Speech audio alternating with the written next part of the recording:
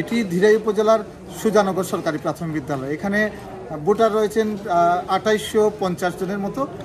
আমরা এখন পর্যন্ত যেটি জেনেছি, প্রিজাইডিং অফিসার আমাদেরকে জানিয়েছেন 450 জনের মতো ভোটার ভোট প্রদান করেছেন।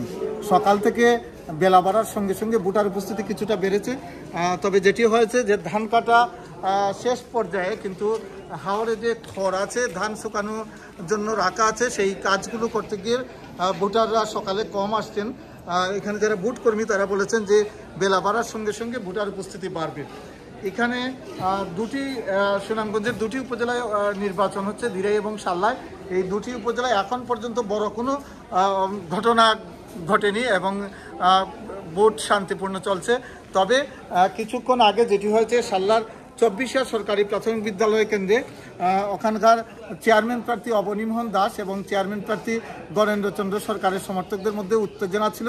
কিছুক্ষণ ভোট গ্রহণে বাধা ছিল এবং সেটি কিছুক্ষণ পরই ওখানে ম্যাজিস্ট্রেট এবং বিজিবির একটি দল উপস্থিত হয়ে পরিস্থিতি নিয়ন্ত্রণ করছে এবং সেখানে এখন ভোট চলছে। আমরা যেটুকু জেনেছি যে ধীরাইয়ে 25 জন বিজিবি সদস্য রয়েছেন, ভোট শান্তিপূর্ণভাবে যাতে অনুষ্ঠিত হয় সেই জন্য তারা কাজ করছেন অন্যান্য বাহিনীর সঙ্গে।